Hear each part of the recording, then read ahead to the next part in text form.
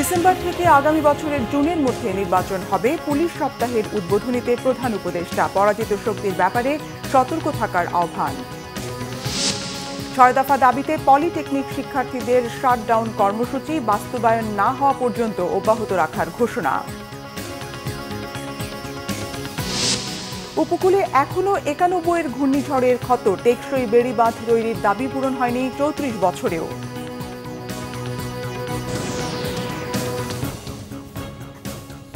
দেখছিলেন crown cement সংবাদ শিরোনাম। এবার বিস্তারিত। প্রধান উপদেষ্টা ডক্টর মোহাম্মদ ইউনূস বলেছেন, স্বৈরাচার 15 বছর পুলিশকে দলীয় বাহিনীতে পরিণত করায় ভেঙে পড়েছিল আইন শৃঙ্খলা ব্যবস্থা। পরিবর্তিত পরিস্থিতিতে এখন পুলিশের সামনে চ্যালেঞ্জ আগামী নির্বাচন। পুলিশ সপ্তাহ উপলক্ষে রাজারবাগ পুলিশ লাইন্সে ভাষণ দেন প্রধান উপদেষ্টা ডক্টর মোহাম্মদ ইউনূস।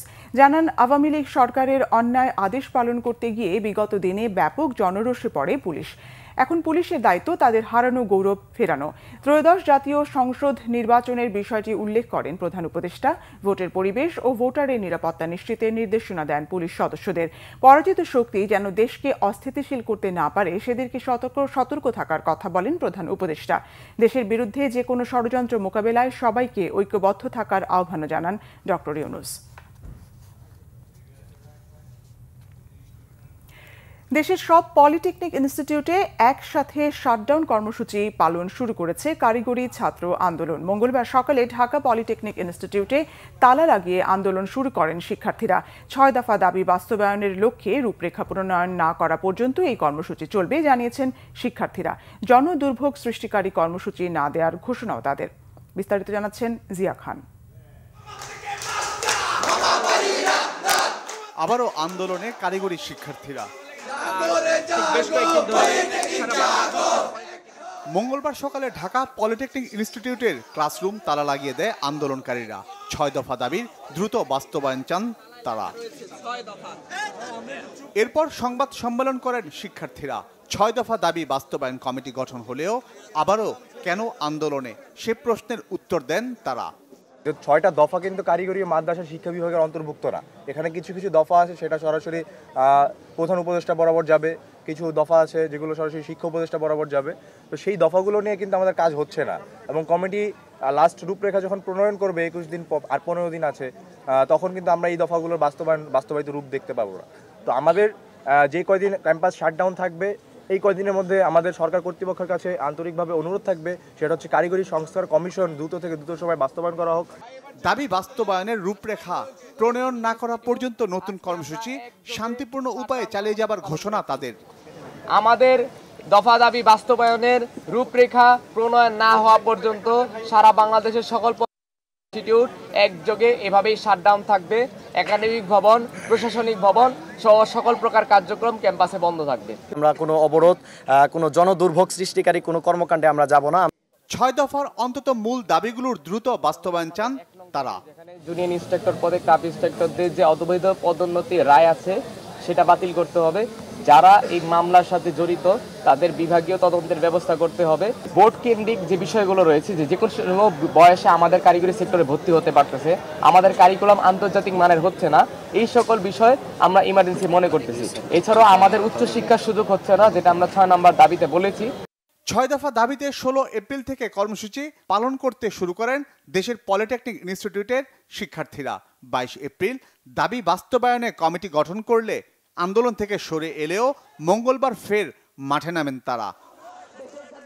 জিয়া খান, বাংলাভিশন, ঢাকা। 6 দফা দাবিতে দেশের বিভিন্ন জায়গায় পলিটেকনিক ইনস্টিটিউটের শিক্ষার্থীদের শাটডাউন কর্মসূচি চলছে। নরসিংদী সরকারি পলিটেকনিক ইনস্টিটিউটের শিক্ষার্থীরা দুপুর থেকে অধ্যক্ষের কক্ষ সহ বিভিন্ন কক্ষে ও প্রধান ফটকে তালা ঝুলিয়ে কর্মসূচি পালন শুরু করে। এর আগে সকাল থেকে ক্যাম্পাসে আলোচনা সভা ও বিভিন্ন স্লোগান দিতে থাকে বিভিন্ন পলিটেকনিক প্রতিষ্ঠান সহ নরসিংদী পলিটেকনিক ইনস্টিটিউটের শিক্ষার্থীরা। এদিকে দাবি বাস্তবায়নে ব্রাহ্মণবাড়িয়া পলিটেকনিক ইনস্টিটিউটের শিক্ষার্থীরা সকাল থেকে ক্যাম্পাস চত্বরে অবস্থান নিয়ে বিক্ষোভ শুরু করে। এই সময় প্রতিবাদ সমাবেশ ও বিক্ষোভ করতে থাকে তারা। দুপুরের দিকে প্রতিষ্ঠানের শিক্ষক, কর্মকর্তা, কর্মচারীরা ক্যাম্পাস ছেড়ে গেলে বিক্ষুব্ধ শিক্ষার্থীরা প্রতিষ্ঠানটির একাডেমিক ভবন ও প্রশাসনিক ভবনে তালা ঝুলিয়ে দেয়। দাবি আদায় না হওয়া পর্যন্ত কর্মসূচি অব্যাহত রাখার ঘোষণা আন্দোলনরত শিক্ষার্থীদের। এদিকে সকালে রাজশাহী পলিটেকনিক ইনস্টিটিউটের শিক্ষার্থীরা দাবি আদায়ে শাটডাউন কর্মসূচিতে ক্যাম্পাসে জড়ো হয়। পরে বিক্ষোভ মিছিল নিয়ে ক্যাম্পাস ঘুরে প্রশাসনিক ভবনের সামনে অবস্থান নিয়ে বিক্ষোভ করতে থাকে তারা। ধর্ম, বর্ণ নির্বিশেষে জামাত এমন দেশ গড়তে চায় যেখানে মানুষ যোগ্যতা অনুযায়ী মর্যাদা পাবে, জানিয়েছেন দলটির আমির ডক্টর শফিকুর রহমান। দুপুরে মৌলভীবাজারের কুলাউড়ায় জামাতে ইসলামীর দাওয়াতি গণসংযোগ ও সহযোগী সদস্য সংগ্রহ অনুষ্ঠানে প্রধান অতিথির বক্তব্যে একথা বলেন তিনি। এ সময় ডক্টর শফিকুর রহমান আরও বলেন, আগে পরীক্ষায় ভালো রেজাল্ট পেয়ে উত্তীর্ণ হলে দেখার জন্য মানুষ বাড়িতে যেত। এখন কিছু ছাত্র দেখলে বলে, তোমরা আমাকে মাফ করো। মাদক, অস্ত্র ও মাস্তানিতে কিছু মাফিয়া গ্রুপ তাদের স্বার্থে এই ছাত্র বাচ্চাদের নষ্ট করছে বলেও অভিযোগ করেন তিনি।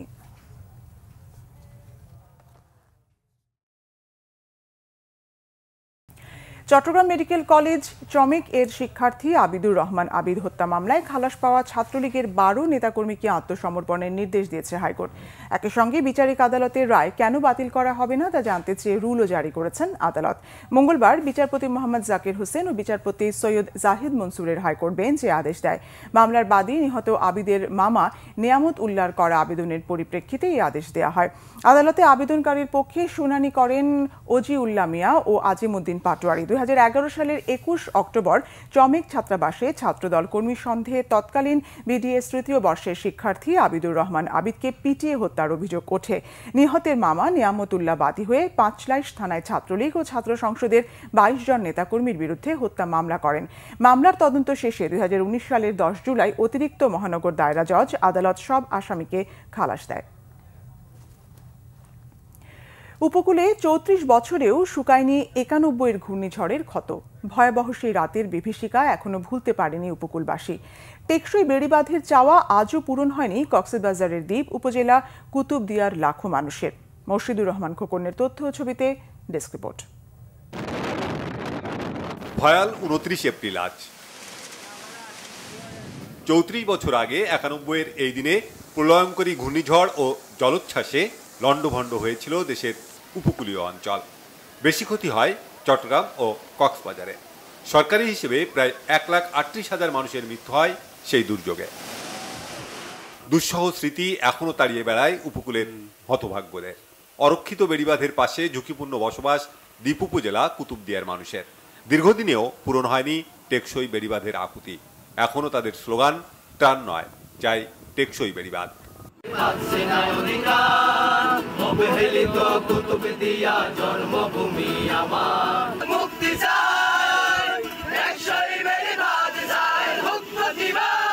কুতুবদিয়ার মানুষ করে আসছে, আন্দোলন করে আসছে, প্রতিবাদ করে আসছে। তারপর বিভিন্ন নেতারা আমাদেরকে প্রতিশ্রুতি দিয়েছে, কিন্তু কোনো কাজ হয়নি। সবাই ফাঁকাফাঁকি ফাঁকা মাটি গুল দিতে চেয়েছে, কেউ কিছু করতে পারে নাই। আমরা আজকে এখানে প্রতিবাদ করতেছি এই বেড়িবাঁধের জন্য। আমরা চাই আমরা সুন্দরভাবে আমাদের বসতভিটায় আমরা বসবাস করতে চাই। প্রতি বছর ভাঙি, প্রতি বছর ভাঙি যায়, বাঁধি, প্রতি বছর ভাঙি সাগরে ভাঙি দিই। ঘর বাঁধিবের টাকা নাই, মানে যাইবার আমাদের কোনো ফল নাই। আমরা একদম কি ভূমিহীন মানুষ। আমরা কয়েকবার মানে কি বলতেছি, কেউ আমাদের কথা শুনে নাই। ইউনা সাহেবকে গেছিলাম, কেউ কথা শুনে নাই। কেন? আমরা এদেশের নাগরিক না, এদেশের অধিকার না। বর্ষার আগেই বিধ্বস্ত ও ঝুঁকিপূর্ণ বাঁধ মেরামতের জন্য পানি উন্নয়ন বোর্ড সহ ঊর্ধ্বতন মহলের কাছে চিঠি দিয়েছে উপজেলা প্রশাসন। এলাকার কিছু বিশেষ করে 3টা স্পটে আমাদের ঝুঁকিপূর্ণ আছে। আলী আকবর ডিল, কবি জসিমউদ্দিনের ওখানে একটা স্পট আছে, আর একটা হচ্ছে আপনার তাবালের নামক একটা স্পট, আর উত্তর দুর্গে একটা স্পট। এই জায়গাগুলো আমি লোকাল স্থানীয় প্রশাসন হিসেবে এখানে পানি উন্নয়নের সাথে যোগাযোগ হয়েছে আমার সাথে। ওনারা কথা দিয়েছে খুব অতি শীঘ্রই এটা তারা মেরামত করার জন্য তাদের ওয়ার্ক অর্ডার হবে আর কি। ঘূর্ণিঝড় ও জলোচ্ছ্বাসের গভীর ক্ষতের 34 বছরেও স্থানীয়দের প্রাণ ও সম্পদ রক্ষায় নির্মিত হয়নি টেকসই বাঁধ। তারা বলছেন, শুধু প্রকল্পের নামে অর্থের নয়ছয় হয়েছে। সাগরে ঢেউ ফুসতে দেখলেই আতঙ্ক ভর করে এই জনপদের মানুষের মনে। Bangla vision news desk. সরকারের আমলাতন্ত্র দক্ষতা ভিত্তিক সমাজ ব্যবস্থা গড়তে প্রতিবন্ধকতা সৃষ্টি করছে মন্তব্য সিডিপির সম্মানীয় ফেলো ডক্টর দেবপ্রিয় ভট্টাচার্যের। সিপিডির সম্মানীয় ফেলো ডক্টর মুস্তাফিজুর রহমানের মতে ট্রাম্পের শুল্ক নীতি বাংলাদেশে চীনের বড় অঙ্কের বিনিয়োগ আসার সম্ভাবনা তৈরি করেছে। রাজধানীতে সেন্টার ফর পলিসি ডায়ালগ সিপিডির মিডিয়া ব্রিফিংয়ে এসব বলেন তারা। কারিগরি ও বৃত্তিমূলক শিক্ষার বর্তমান পরিস্থিতি ও সংস্কার চিন্তা বিষয় মিডিয়া ব্রিফিং করে সিপিডি। এতে ডক্টর দেবপ্রিয় ভট্টাচার্য বলেন, চরম বৈষম্য ও অবহেলার শিকার কারিগরি শিক্ষা। দক্ষতা ভিত্তিক সমাজ গড়তে আমলাতন্ত্র প্রতিবন্ধকতা হিসেবে কাজ করছে বলেও মনে করেন ডক্টর দেবপ্রিয় ভট্টাচার্য। ট্রাম্পের শুল্ক নীতি বাংলাদেশে বিনিয়োগে বড় সম্ভাবনা তৈরি করছে বলে মনে করেন ডক্টর মুস্তাফিজুর রহমান। শুধু দক্ষতা ভিত্তিক সমাজ নয়, কারিগরি শিক্ষা সমাজে উদ্যোক্তা তৈরি করতে সহায়ক বলে মনে করে সিপিডি।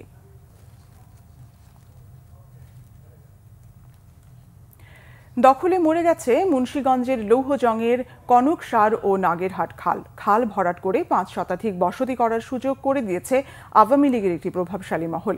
হাতিয়ে নিয়েছে কোটি কোটি টাকা। এছাড়া খালের জায়গায় বহুতল ভবন নির্মাণ সহ 2 সহস্রাধিক দোকান ও ব্যবসা প্রতিষ্ঠান গড়ে তুলে এখনো ভাড়া ওঠাচ্ছে দখলদারেরা। নাগেরহাট খালটি সরকারিভাবে খনন করা হলেও এর সুফল পায়নি গ্রামবাসী। মুন্সিগঞ্জ থেকে সোনিয়া হাবিব লাবণীর তথ্য ও ছবিতে ডেস্ক রিপোর্ট। মুন্সিগঞ্জের লৌহজংয়ের কনকসার ও নাগেরহাট খালের উৎপত্তি পদ্মা নদী থেকে। একসময় খাল দুটি দিয়ে লঞ্চ, ট্রলার সহ সব ধরনের নৌযান চলত। বিস্তীর্ণ এলাকার পানি নিষ্কাশনের জন্য খাল দুটি ছিল বেশ গুরুত্বপূর্ণ, কিন্তু এখন অস্তিত্ব খুঁজে পাওয়াই দায়।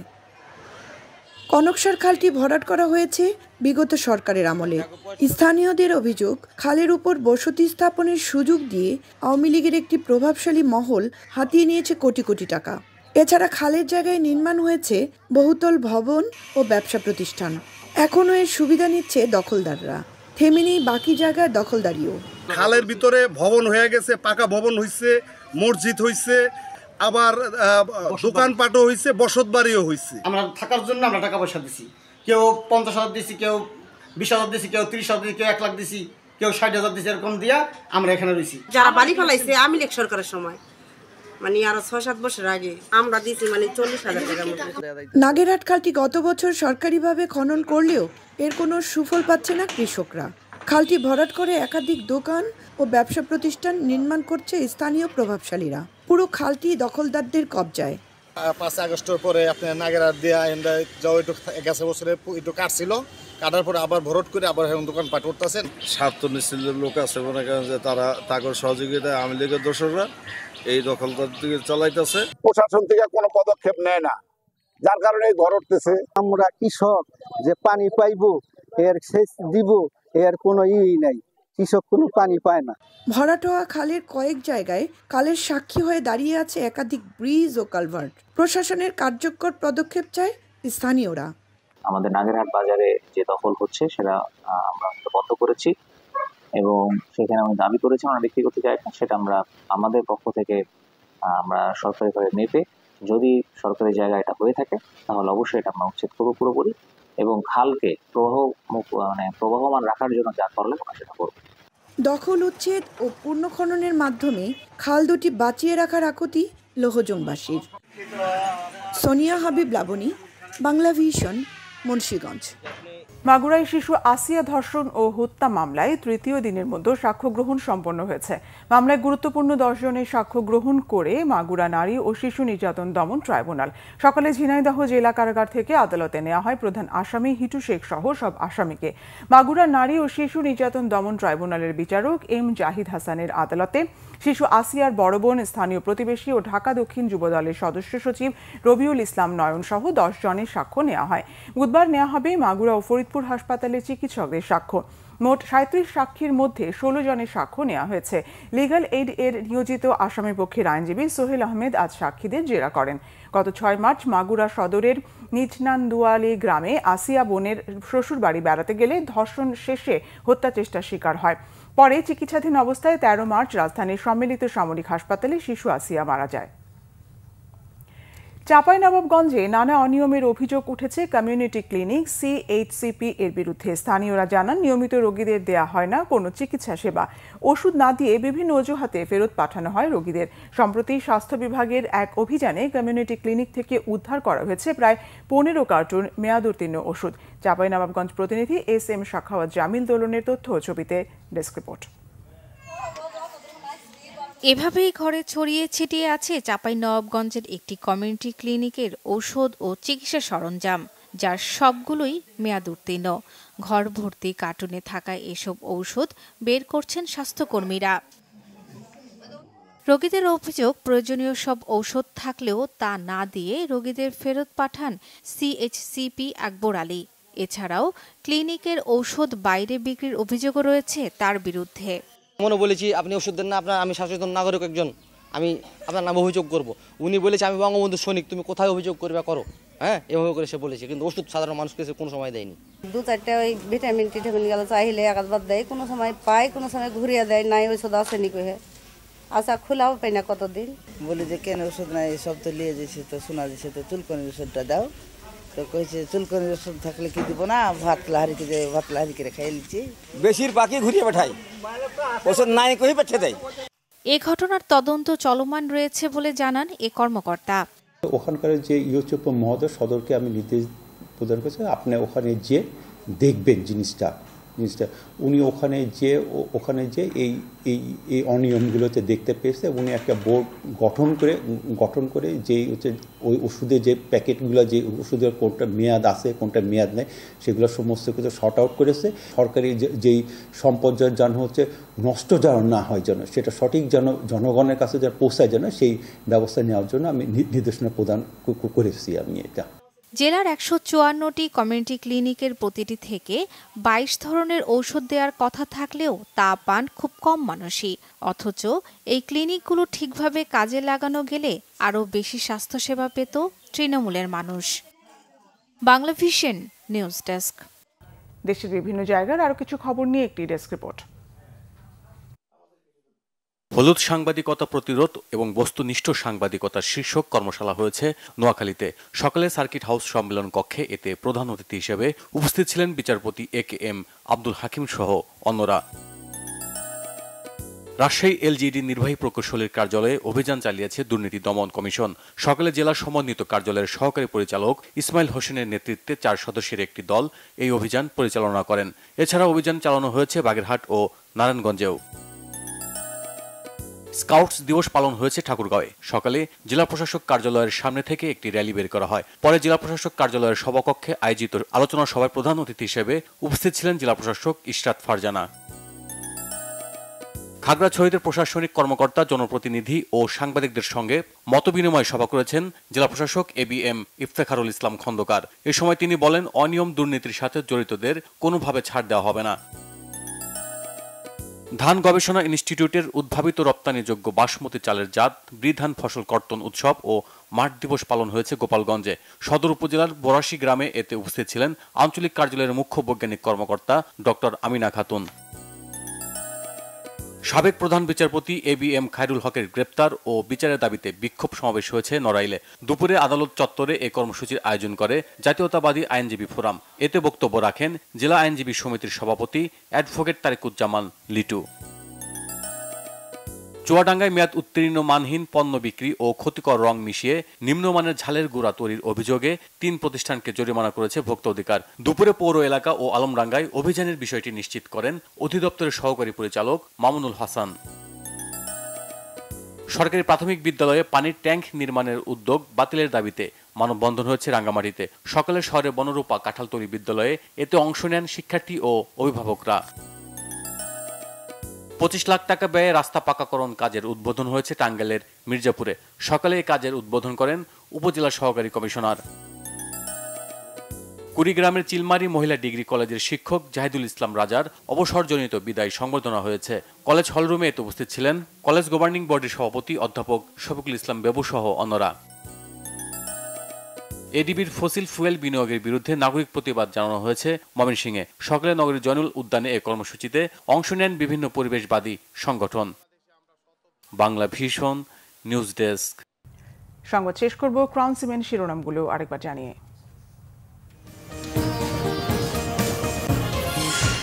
ডিসেম্বর থেকে আগামী বছরের জুনের মধ্যে নির্বাচন হবে। পুলিশ সপ্তাহের উদ্বোধনীতে প্রধান উপদেষ্টা পরাজিত শক্তির ব্যাপারে সতর্ক থাকার আহ্বান।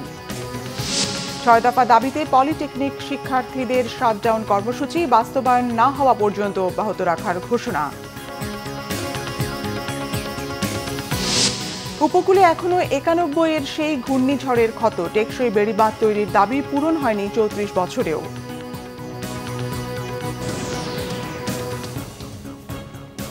এই ছিল এখনকার মতো। পরের সংবাদ সন্ধ্যা 7:30টায় দেখার আমন্ত্রণ রইল। এছাড়া বাংলা ভিশন সংবাদ ও সংবাদ সংশ্লিষ্ট অনুষ্ঠান দেখতে ভিজিট করুন www.bvnews24.com ও facebook.com/banglavisionnews এবং সাবস্ক্রাইব করুন youtube.com/banglavisionnews। ধন্যবাদ।